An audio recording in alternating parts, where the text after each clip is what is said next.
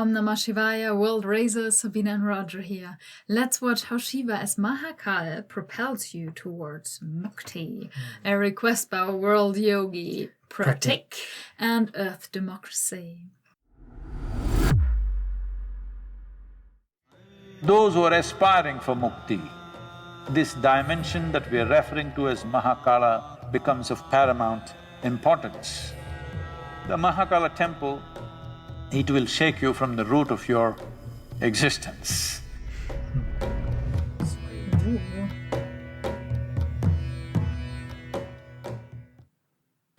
Shiva is a god who should not be named, because to name him is to limit and curtail him. At the same time, the sum of his many names also bring out the indescribable mystery of who he is, or indescribable mysteries of what this creation is, of his various forms. Kala or Mahakala is an important, at the same time a fierce form. As Mahakala, he is the lord of time. As Kala Bhairava, he is the destroyer of time. Kala means time. Time, as you experience it, is only the cyclical movement of physical existence. The earth rotates, it's a day. The moon goes around the earth, that's a month. The earth goes around the sun, that's a year. Everything that you know as time, including your watch, is all about cycles. Everything that's physical is cyclical in nature. From atomic to cosmic, everything that's physical is naturally cyclical in nature. And because of your physical existence, because of your involvement with the physical nature of who you are, you have a sense of time. As you sit here, because you have a body, it is keeping time. If you become free from the cyclical movement of life, then we say you are in Mukti or absolute liberation. So those who are aspiring for Mukti, those who are seeking absolute liberation, for them this dimension that we are referring to as Mahakala becomes of paramount importance.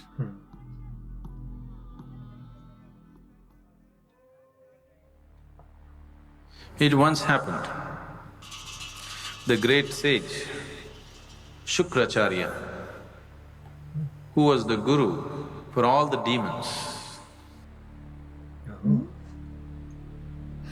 did a tremendous span of austerities in worship of Shiva, and Shiva had to appear. When he appeared, Shukracharya asked for immortality. Then Shiva said, that is not possible. All that is born has to die. Ask for something else. Then Shukracharya said, give me the power of rejuvenation, that any kind of wound, any kind of disease I can rejuvenate, give me that power. Shiva, being the ultimate healer, the master of all herbs and medicines, gave Shukracharya the Sanjeevani mantra, the mantra for rejuvenating people from any kind of disease or any kind of wound or injury. Once Shukracharya had this Sanjeevani mantra, the demons became excessively bold and they waged battle after battle. All the demons who fall down in the battle with any kind of grievous wound, Shukracharya just revives them with the Sanjivini mantra. So ultimately, the army of the demons can go on fighting without losing a single man. The gods got very alarmed and they felt this is a very unfair battle because how much ever you fight, they don't die, but we die. So they went to Brahma. Brahma intervened with Shiva and said, you have given this Shukracharya this kind of power, you must kill him. Otherwise, there will be a complete imbalance in the world. The demons have an unfair advantage over the gods. Then Shiva said, there is no need to kill him, I will contain him. Then the battle between the devas and the demons was going on. Shukracharya was going about uttering the mantra and reviving all the demons from their injuries and wounds.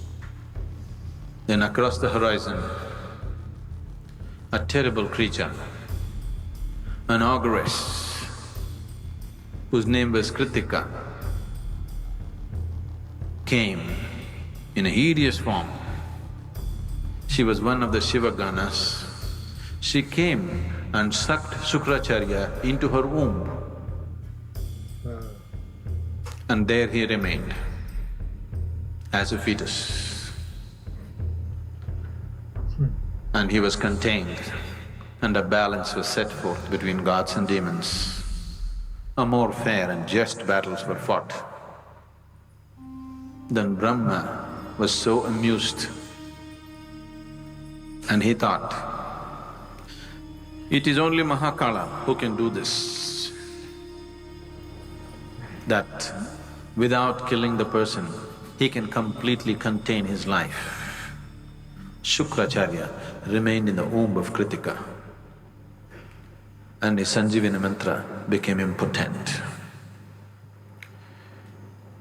Or in other words, Mahakala froze time for Shukracharya, that he cannot move on.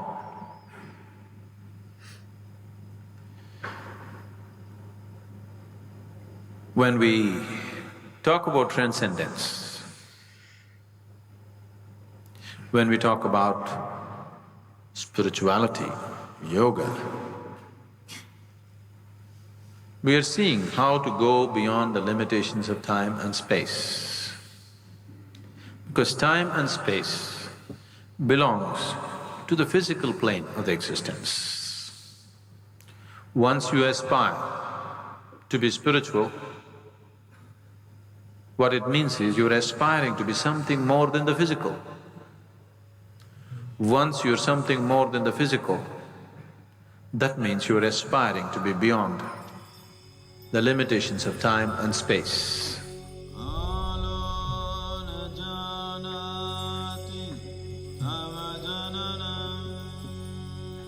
The Mahakala temple, the linga that is consecrated there, is of phenomenal nature. It will shake you from the root of your existence. It is really an incredible consecration. It is just done for this purpose, that in some way it dissolves you. One must be ready to go into this temple properly because it's of a tremendous power and it is not for the faint-hearted. It shakes you from inside. Every day, the offering that needs to happen to Mahakala is fresh ashes from the cremation grounds, because that's what he likes and that is what keeps it going the way it's going. Unfortunately, I heard that we're getting so bloody civilized. Now it seems because some activists protested, they are not using the ashes from the cremation ground, they're just using cow dung or bullshit. Unfortunately, this is not just a cultural thing, there is a science to it. If we bring ashes from the cremation ground and some other ash, I can show you what is the difference between the two. Experientially, it's a phenomenal difference. And it's very, very important that this process is continued because that is the nature of Mahakala. The very presence of what this Mahakala Rupa is, when you go there, everything is gone, everything is burnt into ashes. That means you become free from the physical. It propels you towards your ultimate liberation. You want to do that gently, we have everything here. You want to do it in a boom way, you really want to be pushed hard and you are not faint-hearted, then Mahakala temple is a phenomenal process.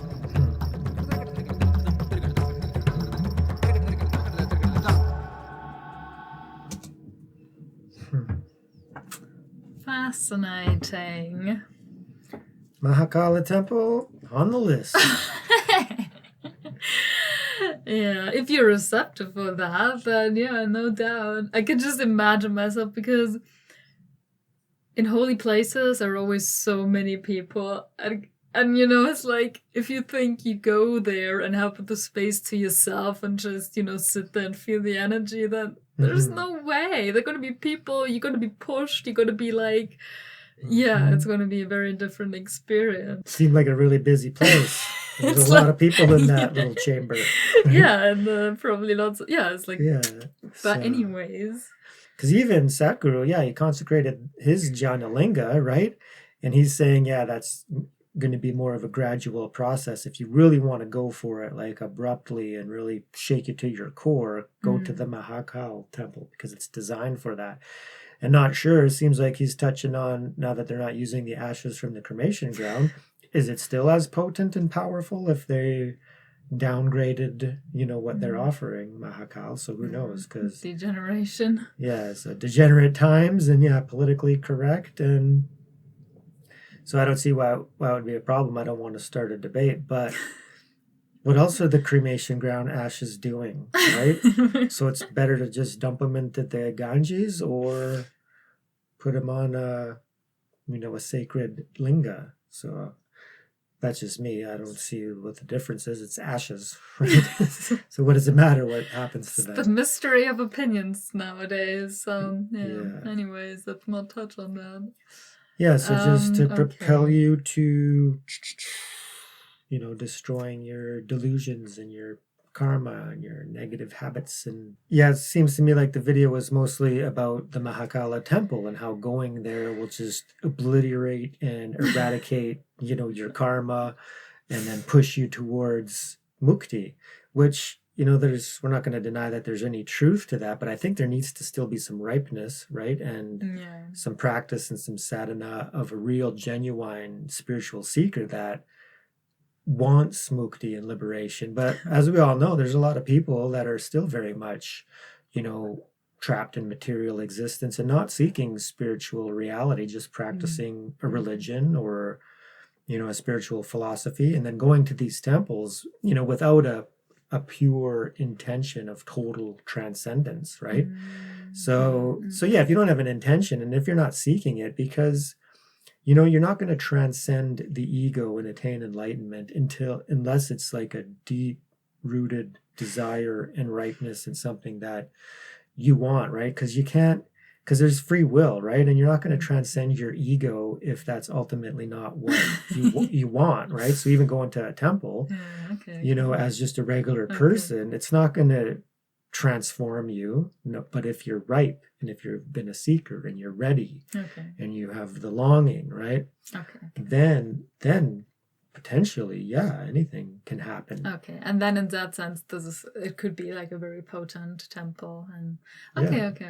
Of course. Yeah, thanks. So, yeah, so that being said, I think that basically the whole video in my mind was talking about the temple. So if there's anything that we missed, you know, please let us know in the comments. Is there a deeper meaning that we kind of, you know, got lost in translation or we misunderstood? But I think it was all about, you know, the Mahakal temple. It wasn't really so much about Mahakala, the deity, right?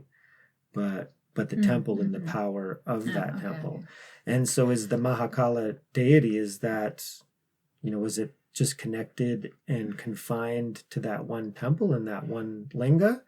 Or is there other aspects to this deity that we're unaware of within Hinduism? So if anybody wants to clarify and elaborate on this was, as far as the Living Death series, this was the most confusing video for us, but still enjoyed it. The production value and the work of whoever's putting these videos together is phenomenal. So thank you so much for the video. Yeah, and let us know if you've been there.